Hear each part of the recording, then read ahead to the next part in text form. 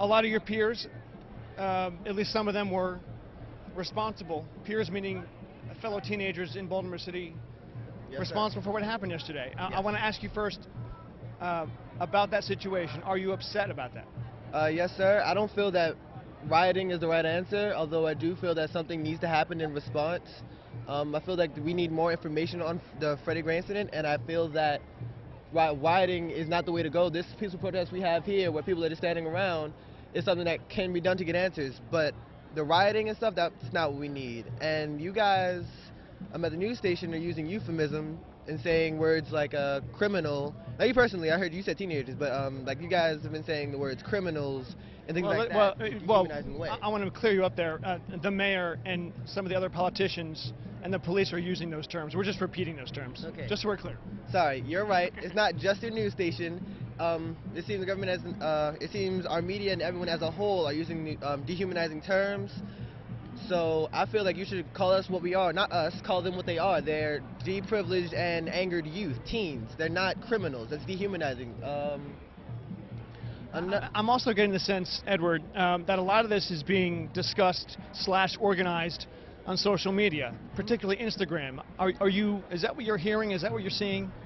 Yeah, they put pictures up on like Facebook and stuff. I don't know anything about that. All of my friends, Antonio Lung, Nyasha Wills, we've been posting stuff about blacktivism. I want to say blacktivism. Blacktivist movement. Okay. We're just posting things like how we're against the violence and things like that. But as again I say, certain things happened. Like I believe I was at home watching the news before I came down to speak to you, but you have a reporter right now or before standing in front of a alcohol store or liquor store when they burned it down. That's not what we need in our neighborhood. I'm a little bit pleased that they burned it down. You don't need that in here. We've had enough of those. Put an ice cream parlor, something that can help the community. These are deprivileged youth. You have youth where, and it's in a city where you have closed down schools but opened up dog parks. It's a bigger picture to this. It's not just white versus black, because there are cool white people and black people. It's good and bad to everything. And to say that it's just all white cops doing this or just bad cops, there are good cops and bad cops. Don't prosecute all police officers for the brutalization of the community by many or some. Edward, did you see a video that I think has gone viral? I think many people have seen it across the country of a mom went up to her teenage son and started bopping him on the head when he threw something at police. Did you see that video? Yes, sir. What did you think of that, and where does the parenting come into effect here from these kids? I feel that two aspects come into play with that. And one, that's a good thing. You should have parents coming out here for the students and the teens that are acting out like that. Take them in the house. Show them that you're not just going to run free in the city. You have someone to answer to. Just like talking about parents and teenagers, the police should understand that civilians, us, the people, run our government. It is a democracy, most in part. It should be, at least.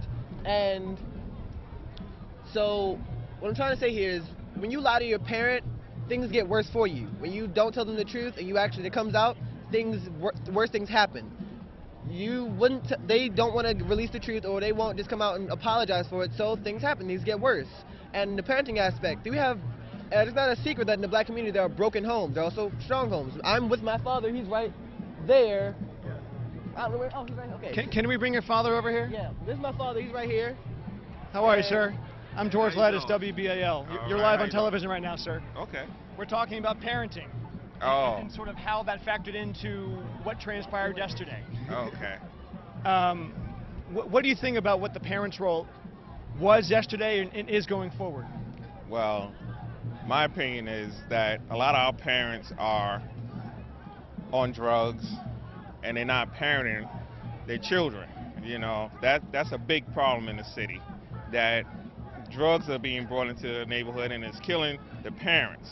And then you have a lot of laws where the parents can't even discipline their kids.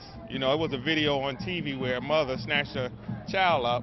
Yeah, we were just talking about that. Yeah, but the prosecutor could press charges on her because by the letter of the law, it's a crime. You know, it's a different time we live in now. So a lot of the laws are stifling the parents. What is your message to some of the parents who had some of their kids doing what's happening yesterday. What do you want to tell them as a responsible parent, as I assume you are? We got to do better as a people. That's it. We got to do better. Grab a hold of your kids, you know, keep them safe, and we got to do better.